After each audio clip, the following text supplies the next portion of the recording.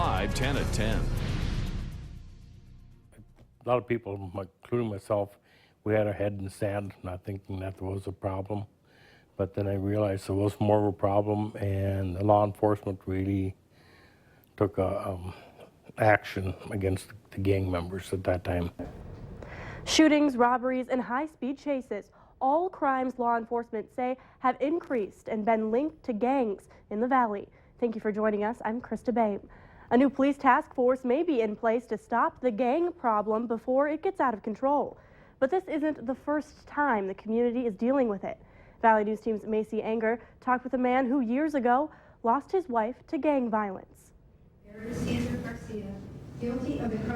Almost 20 years ago, a jury found Barry Garcia guilty of murder, sentencing him to life in prison. What led up to that moment, November 15th, 1995, is one of the darkest days in Pat Tenlin's life. We're sitting at a friend's house, we were dropping her off. These kids come up by the car, and we didn't know where they were, so I was following them. There was 5 Hispanics and a Native American. And the kid had a shotgun. He ran out and he shot my wife right through the car window. As far as Cheryl being killed, there's a day I don't think about it. One of West Fargo's lead detectives in the case, Greg Warren, says officers knew early on that all 5 men were involved with the gang. At that time, things were really escalating. It was getting pretty serious with what we had going on. Most of the gang activity had been happening in South Moorhead. Drive-by shootings, intimidation, or pistol whipping witnesses of major crimes so they wouldn't testify. This murder happened in West Fargo. After the Tenlin homicide, law enforcement got together and formed a task force. Said enough's enough. All the agency's efforts combined together in one team worked. While Garcia's trial went on, gang members started to leave the area. Flash forward to 2015. The problem is here again. This time, law enforcement says it's learned from years past and hopes to stop dangerous gang activity before it starts. I hope they nip it in the bud before something else happens, with somebody else. Macy Anger, Valley News Live. West Fargo Police Sergeant Greg Warren says the reason gangs come to the Fargo-Moorhead area are similar to what it was back in the 90s, drugs and prostitution. But what has changed is gang members are hard to point out. In the 90s, each gang had certain colors they would wear. That's why law enforcement says it's important to call 911 if you see anything suspicious. A downtown Fargo fight ended with one man being stabbed yesterday. 57-year-old Herbert Brady was arrested outside of the Hodo for the stabbing. Police say Brady and another man knew each other and started arguing on the corner of 2nd Avenue North and Broadway near the VFW before getting into a fight. Police say Brady stabbed the man, then ran off. A viewer did send in this photo where the officer shows his taser, but did not deploy it while arresting Brady. The victim was taken to Sanford Hospital for surgery. The death of 10-year-old Barway Collins is now a homicide investigation, and Collins' father has been ruled the prime suspect. The Hennepin medical examiner confirmed today the body found yesterday in the Mississippi River was Barway's. Authorities collected electronic evidence that they say puts the father, Pierre Collins, at the scene where Barway's body was found.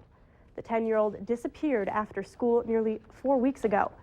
Pierre Collins denies having anything to do with his son's disappearance or death.